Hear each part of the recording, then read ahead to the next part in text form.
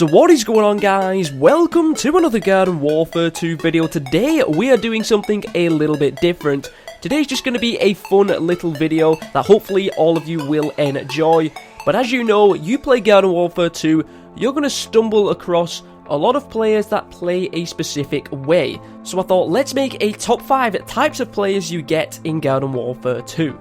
The first one I'm sure the majority of you have seen in multiplayer game modes, and this is people who play as the healer characters, which is the Sunflower and the Scientist, but they never heal you and they never revive you. You could be on the smallest amount of health and you see a Sunflower walk straight past you, go into a crowd of zombies, and then die. They could have stayed back, healed you up, and then you could have gone in together. So this is something which I'm sure everybody has seen, and that's people who play as the healer characters but don't actually heal you in the games.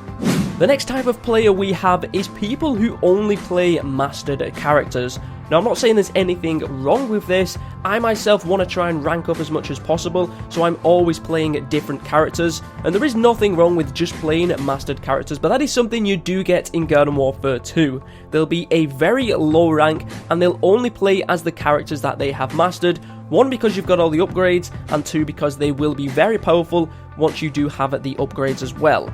There's nothing wrong with it, but it is definitely something that you do see quite a lot in Garden Warfare 2, and that is people who only play mastered characters.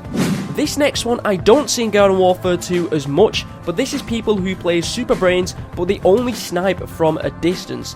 They never go up to the plants and punch them. Of course, they are the melee character, and that's how they're mainly designed to play. They only use their beam and snipe them from across the map. Now, I think one reason why you don't see this player as much now is because since Electro Brains did get that nerf, because he had a bug with his weapon where it deals more damage to surrounding plants rather than one you're attacking, this has been reduced, this playstyle has been reduced, but you do still get it in Garden Warfare 2, and personally, I don't even think Super Brains needs the beam. The Chomper's not got some long-range attack apart from the goop, and the Super Brains has both, so I don't know, but that's something you do get in Garden Warfare 2 as well, and that's people sniping from across the map as Super Brains.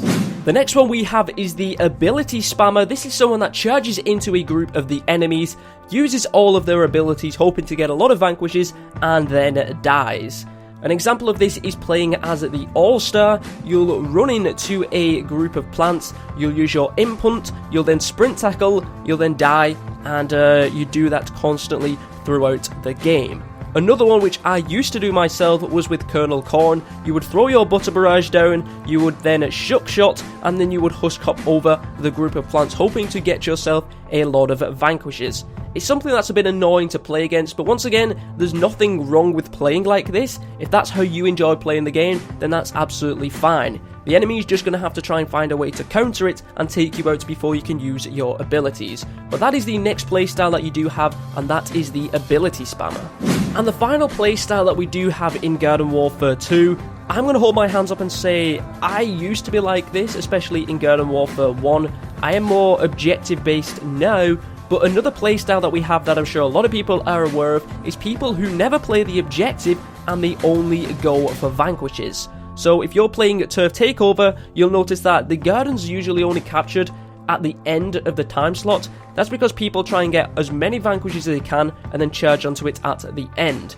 And also, if you're playing Suburbanation and things like that, or even Gnome Bomb should I say, they'll only go for vanquishes, they'll never try and get the Gnome Bomb and try and plant it, they'll only try and get a lot of the vanquishes. And this is something which is good and bad to have on your team. It's good because if they're focusing on getting vanquishes, that means it's going to be easier for the rest of your team to do the objective, but at the same time, if everybody's doing that, then the objective isn't going to get done.